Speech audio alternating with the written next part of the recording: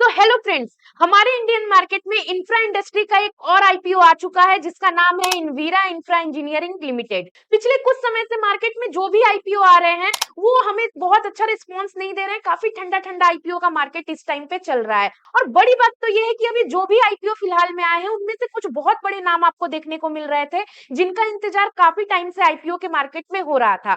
फिर उन आईपीओ का जो है ऐसा ठंडा रिस्पांस देखने को मिला और बैक टू बैक अभी जो भी आईपीओ आए हैं उनका जीएमपी भी काफी ज्यादा डाउन देखने को मिल गया है।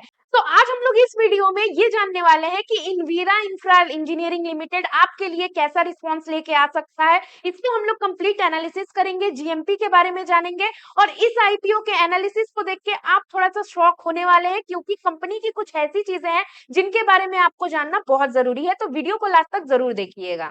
पर उससे पहले अगर अभी तक चैनल को सब्सक्राइब नहीं किया है तो चैनल को सब्सक्राइब कर लीजिए और बेल आइकन को हिट कर लीजिए ताकि हम और आप ऐसे ही मिल सके। चलिए सब्सक्राइब कर लिया तो अब आईपीओ को एनालिसिस करते हैं। तो सबसे पहले हम लोग कंपनी के बिजनेस मॉडल के बारे में जानते हैं। जैसा कि मैं हमेशा कहती हूँ कि जब कंपनी अच्छा बिजनेस क्रिएट करेगी, बिजनेस अच्छा होगा, प्रोडक्ट अच्छा होगा तो रेवेन्यू अच्छा जनरेट होगा और रेवेन्यू अच्छा जनरेट होगा तो at the end of the day हम लोग भी मतलब इन्वेस्टर भी अच्छा प्रॉफिट जनरेट करेंगे। तो आइए हम लोग इसके बिजनेस मॉडल को देख लेते हैं। इनका जो बिजनेस मॉडल है ना ये थोड़ा काफी लंबा चौड़ा है क्योंकि इन्होंने अपने बिजनेस को काफी ज्यादा डाइवर्सिफाई करके रखा हुआ है, जो कि अच्छी चीज है। ये डिजाइनिंग पे काम करते हैं, इसके बाद ये कंस्ट्रक्शनिंग का भी काम करते हैं, मेंटेनेंस भी देखते हैं, साथ ही ये ऑपरेशनल वर्क भी देखते हैं, साथ ही ये वाटर एंड वाटर वेस्ट दोनों को लेके जो है दोनों सेक्टर्स में काम करते हैं। इनके पास जो है ट्रीटमेंट प्लांट्स है, वाटर सप्लाई प्रोजेक्ट है और साथ में पाइपलाइन के प्रोजेक्ट्स भी हैं। तो आपको सुन के पता चल रहा होगा कि कंपनी ने अपने पूरे वर्क को पूरा जो है डाइवर्सिफाई करके रखा हुआ है। किसी एक सेक्टर से, किसी एक काम से जो है कंपनी का रेवेन्यू डिपेंडेंट नहीं है। यही कहीं ना कहीं रीजन है कि आगे जब हम लोग फंडामेंटल एनालिसिस करेंगे तो आप देखेंगे कि कंपनी का रेवेन्यू आपको काफी अच्छा लगने वाला है। सबसे बड़ी चीज और मेन इनका जो हाईलाइट है वो ये है कि ये गवर्नमेंट प्रोजेक्ट्स में ज्यादा काम करते हैं। और अभी हमारे इंडिया में जो गवर्नमेंट है हम सबको पता है कि इंफ्रा को लेके काफी ज्यादा गवर्नमेंट सतर्क है, काफी तेज काम करती है। मतलब वो चाहे रोड हो या पाइपलाइंस वगैरह हो, काफी ज्यादा काम चल रहा है। आप ये जो वीडियो देख रहे हैं ये मेरे यहाँ का वीडियो है। यहाँ पे आप ये जो बड़े बड़े पाइप्स देख रहे हैं, आप देख पा रहे हैं कि यहाँ पे भी जो है पाइप पूरा का पूरा पाइप बिछाया जा रहा है। तो ऐसे प्रोजेक्ट जो है कई जगहों पे हमारे इंडिया में काफी तेजी से काम कर रहा है। इस वीडियो को दिखाने का मेरा मकसद ये था कि आप देख पाए कि हमारे यहाँ पे भी ये जो हम लोग प्रोजेक्ट्स की बात कर रहे हैं ना, वाटर सप्लाई, पाइपलाइन, ये कितनी तेजी से काम चल रहा है। और बाकी रोड का तो कोई कहना नहीं है, रोड कितने बन रहे हैं ये सब हम लोग देख रहे हैं, वो हमें डे टू डे लाइफ में दिख रहा है। तो हम लोग भी जानते हैं कि डे टू डे लाइफ में ये काम जो है काफी तेजी से चल रहा है। ऐसा नहीं है कि मैं कोई बहुत बड़े सिटी में रहती हूँ, मेरा एक छोटा सा, मैं बलिया में रहती हूँ अगर आप लोग जानते हो। तो आप सोचिए कि इतने छोटे से एक मतलब डिस्ट्रिक्ट में जो है इतने बड़े लेवल पे काम चल रहा है, ओवरऑल इंडिया में कितना ज्यादा काम चल रहा होगा। कहने का मतलब ये है कि गवर्नमेंट काफी ज्यादा जो है जागरूक है इन सब चीजों को लेके। और ये जो इनवीरो इंफ्रा इंजीनियरिंग लिमिटेड है वो इन्हीं सब काम को जो है देखती है। गवर्नमेंट के ये 28 प्रोजेक्ट्स को जो है अभी तक पूरा कर चुकी है। देखिए यहाँ पे मैं एक बात तो जरूर कहूंगी, इससे पहले हमारे इंडिया में जो गवर्नमेंट थी, अब आप सबको पता है कौन सी गवर्नमेंट थी, कांग्रेस की गवर्नमेंट। उसमें क्या होता था, काम स्टार्ट हो जाता था, काम जो है पूरा नहीं होता था, सालों साल काम चलता रहता था, काम पूरा होने का कोई डेट फिक्स नहीं था। लेकिन एटलीस्ट अभी की जो गवर्नमेंट है वो काम अगर स्टार्ट करती है तो काम पूरा भी करवाती है। और साथ ही साथ इनका पेमेंट सिस्टम वगैरह भी काफी अच्छा है। ऐसा नहीं है कि अटका के रख दिया, काम नहीं हो रहा है बस दिखाने के लिए कि काम होगा होगा, ऐसा नहीं है। तो यही एक बड़ा रीजन है कि इन्होंने जो है 28 प्रोजेक्ट जो है कंप्लीट भी कर चुके हैं और आगे भी इनके पास काफी अच्छे जो टेंडर्स अवेलेबल हैं। लेकिन जो चीज अभी सुनने में हमें लग रहा है कि कंपनी का प्लस पॉइंट है, कहीं ना कहीं इस कंपनी का माइनस पॉइंट भी यही है कि कंपनी के जो प्रोजेक्ट्स है ना वो गवर्नमेंट बेस है, गवर्नमेंट पे डिपेंडेंट है। चलिए आज तो ये गवर्नमेंट है और काम चल रही है, अभी मैं ये भी मानती हूँ कि अगले 4 साल तक तो यही गवर्नमेंट रहेगी। लेकिन उसके बाद क्या, चलिए अभी तो आप बता नहीं सकते हैं कि 4 साल बाद कौन सी गवर्नमेंट आएगी। तो अगर ये गवर्नमेंट नहीं रहती है तब इस कंपनी का क्या होगा, जब इनके पास टेंडर्स नहीं रहेंगे, गवर्नमेंट अगर इतना अच्छे से जागरूकता से काम नहीं करेगी तब इनका क्या होगा। तो कहीं ना कहीं जो आज हमें प्लस दिख रहा है वो थोड़ा सा एक रिस्क फैक्टर भी है कि पूरा का पूरा जो है गवर्नमेंट पे डिपेंडेंसी है और इनके जो सारे प्रोजेक्ट्स है वो इंडिया के ही है, ग्लोबली नहीं है। तो जो चीज प्लस है वो माइनस भी है। आप इसको किस तरीके से देखते हैं कमेंट करके जरूर बताइएगा। मुझे क्या लगता है मैं बताती हूँ, मेरा जो व्यू है मैं ये सोचती हूँ कि कल को गवर्नमेंट ये रहे ना रहे लेकिन कंपनी तब तक इतना प्रोग्रेस कर चुकी होगी, अपना एक स्ट्रॉन्ग बेस बना चुकी होगी कि कोई भी गवर्नमेंट आए, कंपनी जो है अपने आप को स्टेबल कर लेगी। हो सकता है बहुत ज्यादा प्रोग्रेस ना कर पाए लेकिन बिल्कुल स्टेबल रहेगी, मेरा ऐसा मानना है। आपका क्या मानना है कमेंट करके जरूर बताइएगा। तो ये कंपनी का तो बिजनेस मॉडल था। आइए अब हम लोग इसके वैल्यूएशन और फंडामेंटल एनालिसिस को भी देख लेते हैं कि आप जो पैसा लगाने वाले हैं, आपसे सही पैसे की डिमांड की जा रही है या फिर आपसे ज्यादा पैसा लिया जा रहा है। सबसे पहले हम लोग आईपीओ के कुछ इंपॉर्टेंट डेट्स को देख लेते हैं। कंपनी का आईपीओ 22 तारीख से ओपन होगा, 26 तारीख तक आप इसमें अप्लाई कर सकते हैं। इसका जो प्राइस रेंज रखा गया है वो 140 रुपए से 148 रुपए पे रखा गया है और इसके एक लॉट में 101 शेयर रखे गए हैं। इनका जो आईपीओ का साइज है वो 650 करोड़ का है और इनकी जो लिस्टिंग होगी वो 29 तारीख को 29 नवंबर को लिस्टिंग डेट है। 650 करोड़ जो आपसे रेज किए जाएंगे उसमें से जो ओएफएस है वो 78 करोड़ का आप मान लीजिए 78 करोड़ जो है ये अपने एग्जिस्टिंग शेयर होल्डर्स को देंगे और वो एग्जिट करेंगे, ओएफएस है। और उसके बाद जो 572 करोड़ के आसपास बच रहे हैं वो सब कंपनी के आगे डेवलपमेंट में खर्च किया जाएगा। अगर आप रिटेलर हैं तो मिनिमम 1 लॉट में और मैक्सिमम 13 लॉट में अप्लाई कर सकते हैं और इसमें अगर आप स्मॉल एचएनआई है तो मिनिमम 14 लॉट में मैक्सिमम 66 लॉट में अप्लाई कर सकते हैं। अगर आप बिग एचएनआई है तो मैक्सिमम जो है 67 लॉट में अप्लाई कर सकते हैं। इसमें आपको कोई भी शेयर होल्डर कोटा देखने को नहीं मिलेगा। हाँ, लेकिन आप अगर आप कंपनी के एम्प्लॉय हैं तो आपको एक शेयर पे 13 रुपए का डिस्काउंट दिया जाएगा। अब देखिए यहाँ पे कई लोग बहुत ज्यादा चालाक बनते हैं और जो है एम्प्लॉय कोटा में अप्लाई कर देते हैं। ऐसा मत करिएगा वरना आपका जो फॉर्म है वो रिजेक्ट हो जाएगा, फिर कोई मतलब नहीं बनता है। आप जो है सही तरीके से लीगल तरीके से आप जिस कैटेगरी में है उस कैटेगरी में अप्लाई करिए। एम्प्लॉय कोटा में अप्लाई मत करिएगा अगर आप एम्प्लॉय नहीं है तो। आइए अब हम कंपनी के वैल्यूएशन और फंडामेंटल एनालिसिस को देख लेते हैं। सबसे पहले तो अगर इसके पीई रेशियो की बात की जाए तो इसका पीई रेशियो अभी चल रहा है 18.72 पे, जो कि आईपीओ आने के बाद लिस्ट होने के बाद लगभग इसका पीई रेशियो जो है 21 का हो जाएगा। अगर आप वैल्यूएशन की बात पूछेंगे एक लाइन में तो वैल्यूएशन फेयर है। बिल्कुल जो आपसे पैसा मांगा जा रहा है वो जायज पैसा है, बल्कि कम है तो काफी अच्छा है। हो सकता है अगर ज्यादा लिस्टिंग देखने को मिले तो पी रेशियो बढ़ जाए, वैल्यूएशन हाई चली जाए, लेकिन अभी बहुत ही सस्ता वैल्यूएशन आपके लिए लगाया गया है।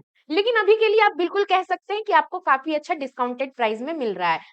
देखिए पिछले कुछ समय में जो भी बड़े आईपीओ आए हैं, चलिए रिसेंट आईपीओ का ही देख लीजिए, एनटीपीसी ग्रीन एनर्जी। क्यों पिट गया वो आईपीओ, क्यों इतना अच्छा रिस्पांस देखने को नहीं मिला, जबकि एनटीपीसी ग्रीन एनर्जी के लिए काफी ज्यादा अवेटेड आईपीओ था, काफी ज्यादा लोग वेट कर रहे थे कि कब वो आईपीओ आएगा। फिर भी क्यों अच्छा रिस्पांस नहीं मिला, जाहिर सी बात थी वैल्यूएशन। सबको लगा था कि एनटीपीसी ग्रीन एनर्जी का जो प्राइस रखा जाएगा वो 52-55 रुपए के आसपास रखा जाएगा।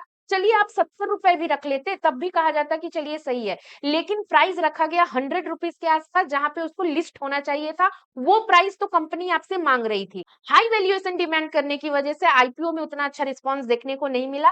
इससे पहले भी स्विगी अपना आईपीओ लेके आई थी। हालांकि आप अगर जोमेटो के साथ कंपेयर करके देखते तो वैल्यूएशन ठीक ठाक था। पहले स्विगी ने भी अपना वैल्यूएशन ज्यादा रखा था, फिर बाद में जब स्विगी को समझ में आया कि नहीं मुझे वैल्यूएशन कम करना होगा तो उन्होंने कम किया वैल्यूएशन, लेकिन पहले वो भी हाई वैल्यूएशन की डिमांड कर रहे थे।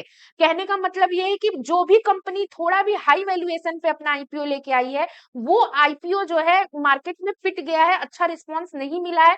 शायद इसलिए इस कंपनी ने सीख लिया होगा और अपने वैल्यूएशन को इतने अच्छे प्राइस पे लेके आ रही है। Hyundai आईपीओ में भी सेम प्रॉब्लम था, काफी हाई वैल्यूएशन पे कंपनी अपना आईपीओ लेके आई थी। तो देखिए जो भी बड़े बड़े आप नाम सुन रहे हैं वो भी वैल्यूएशन की वजह से पिट गए। तो फिर आपको और हम सबको पता है कि हम लोगों को बस दिखता है कि बाहर रोड बन रहा है, हमें पता है कि यहाँ पे पाइपलाइन बिछ रही है, लेकिन हमें ये नहीं पता होता है कि वो कौन सी कंपनी का पाइपलाइन है, कौन सी कंपनी है। बहुत ज्यादा हुआ तो बोर्ड लगा रहता है एलएनटी दिख गया तो हाँ पता है कि एलएनटी का काम चल रहा है। बाकी और जो भी कंपनियां आई हैं उन्हें हम जो है ऐसे डे टू डे लाइफ में नहीं जानते हैं। तो जब बड़ी कंपनी के आईपीओ वैल्यूएशन की वजह से पिट जा रही हैं तो फिर ये सब जिनके हम नाम नहीं जानते हैं वो तो भाई पिट जाएंगी। तो यहाँ पे कंपनी ने काफी अच्छा डिसीजन लिया है और वैल्यूएशन को काफी अच्छे प्राइस पे लेकर आ गई है। चलिए अब इसके हम लोग फंडामेंटल एनालिसिस की बात करेंगे। तो सबसे पहले बात करते हैं कंपनी के लाइबिलिटीज के बारे में। तो कंपनी की जो लाइबिलिटी थी 2022 में वो 18 करोड़ के आसपास की थी, 2023 में बढ़ के 64 करोड़ हो गई और 2024 में जो है 233 करोड़ के आसपास कंपनी की लाइबिलिटी हो गई। वहां पे अगर एसिस्ट को कंपेयर करेंगे तो 2022 में इनके पास 178 करोड़ का एसिस्ट था, 2023 में 348 करोड़ के आसपास हो गया, और 2024 में 761 करोड़ के आसपास के इनके पास एसिस्ट हो गए। तो देखिए लाइबिलिटी से एसिस्ट का कंपेयर करेंगे तो एसिस्ट काफी ज्यादा है, तो इसीलिए आपको देखने को भी मिल जाएगा, आप इसका डेब्ट टू इक्विटी रेशियो देखेंगे तो ऑनली 0.8 का है, जो कि काफी अच्छा है, मतलब 1 से भी नीचे है, काफी अच्छा है।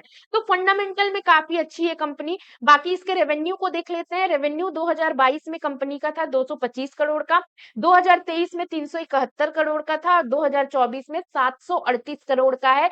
ये जो डेटा आप 2024 का देख रहे हैं, ये पिछले क्वार्टर का डेटा है। बिल्कुल आप देखिए कि 2 गुना के आसपास जो है 2023 से 2024 का रेवेन्यू 2 गुना 2 टाइम्स बढ़ चुका है, और अभी तो 2024 खत्म नहीं हुआ है, अभी पूरे-पूरे 2 क्वार्टर बचे हुए हैं। इसके अलावा एक और अच्छी चीज़ है कि इनका जो पैट है, मतलब इनका प्रॉफिट आफ्टर टैक्स जो है वो भी पॉजिटिव में है। कई कंपनियों का ऐसा होता है ना कि रेवेन्यू तो पॉजिटिव में रहता है, लेकिन बाकी जो एक्सपेंसेस निकाल दीजिए, फिर प्रॉफिट आफ्टर टैक्स लास्ट में जो बचता है वो माइनस में रहता है, जैसा आपने स्विगी में देखा होगा। लेकिन यहाँ पे जो है कंपनी अच्छा खासा प्रॉफिट कर रही है। 2024 में इनका जो पैट है वो 110 करोड़ के आसपास का है, तो हैट्स ऑफ, कंपनी काफी अच्छी है। आई एम श्योर आप लोगों को भी कंपनी के प्रोडक्ट्स, बिजनेस मॉडल और साथ ही साथ कंपनी का रेवेन्यू और कंपनी का फंडामेंटल एनालिसिस, सब में आप कंपनी को पास कर रहे होंगे, क्योंकि वाकई कंपनी अच्छी है और इसका असर आपको जीएमपी पर भी देखने को मिल रहा है। अगर आप पिछले कुछ आईपीओ में देख रहे थे तो जीएमपी तो भाई देखने को ही नहीं मिल रहा था। पहले जीएमपी बहुत ऊपर ऊपर ओपन हुआ और फिर 2-3 दिन बाद जाके जीएमपी माइनस में हो गया, लेकिन इस आईपीओ का जो जीएमपी है 19 तारीख को 15 रुपए था, 20 तारीख को 30 रुपए हुआ, और आज 21 तारीख है, आज जो है 35 रुपए का जीएमपी चल रहा है, जो कि कमाल की बात है। काफी टाइम बाद मुझे दिख रहा है कि कोई जीएमपी जो है ऊपर की तरफ जा रही है, क्योंकि कंपनी अच्छी है। अब आप कहेंगे कंपनी का वैल्यूएशन अच्छा है, कंपनी अच्छी है, फंडामेंटल एनालिसिस अच्छा है और जीएमपी अच्छा है, तो क्या किया जाए, अप्लाई कर दिया जाए। अब इस आईपीओ में आपको अप्लाई करना है कि नहीं, ये तो आपका डिसीजन होगा, लेकिन उससे पहले मैं आपका ध्यान कुछ चीजों की तरफ खींचना चाहूंगी, और मैं कंपनी की कुछ अच्छी चीजों और बुरी चीजों दोनों को आपके सामने रखूंगी, ताकि आप डिसाइड कर पाए कि आपको इस कंपनी के आईपीओ में अप्लाई करना चाहिए या नहीं। सबसे पहले तो हम लोग कुछ नेगेटिव पॉइंट्स के बारे में जान लेते हैं, क्योंकि हम लोग काफी देर से अच्छी चीजें देख रहे हैं। कुछ नेगेटिव पॉइंट्स को हम लोग देख लेते हैं। देखिए, इस कंपनी का जो एक नेगेटिव पॉइंट मुझे लगता है वो ये है कि कंपनी बहुत ज्यादा गवर्नमेंट प्रोजेक्ट्स पे डिपेंडेंट है। क्योंकि अभी गवर्नमेंट काफी ज्यादा एक्टिव है, जैसा मैंने पहले ही बोला कि गवर्नमेंट काफी ज्यादा एक्टिव है, इसकी वजह से गवर्नमेंट के प्रोजेक्ट्स जल्दी जल्दी पूरे होते हैं और फिर वो दूसरा प्रोजेक्ट्स में काम करते हैं। लेकिन कल को अगर गवर्नमेंट जो है किसी भी रीजन से जो है वर्क स्लो कर देती है, या फिर दूसरा चीज गवर्नमेंट चेंज हो जाती है, तो फिर कंपनी के रेवेन्यू पे अच्छा खासा जो है अच्छा खासा असर देखने को मिलेगा, क्योंकि जो रेवेन्यू आप 2 गुना 3 गुना देख रहे हैं वो सब गवर्नमेंट प्रोजेक्ट से ही आपको मिल रहा है।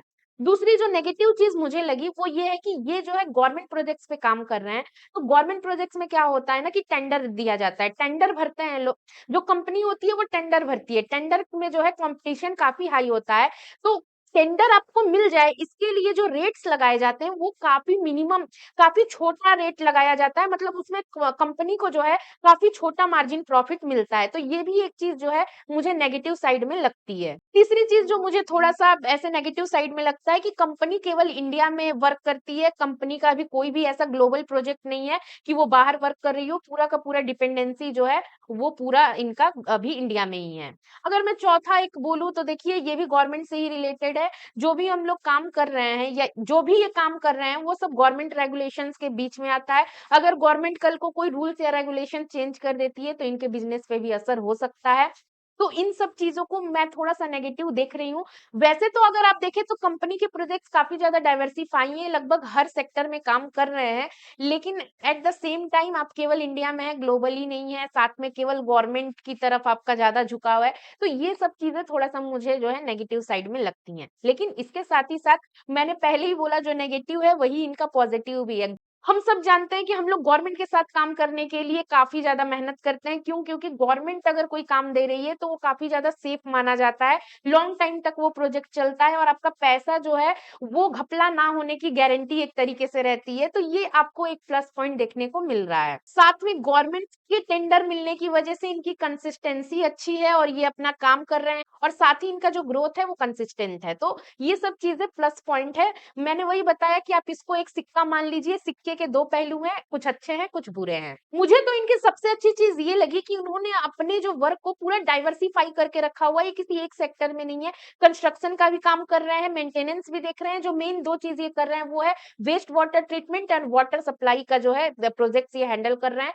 जो कि मुझे काफ़ी अच्छी चीज़ लग रही है। साथ ही साथ इनका कहना है कि इनके पास 180 एक्सपर्ट इंजीनियर्स ऐसे हैं जो सिर्फ़ और सिर्फ़ इनके लिए काम करते हैं।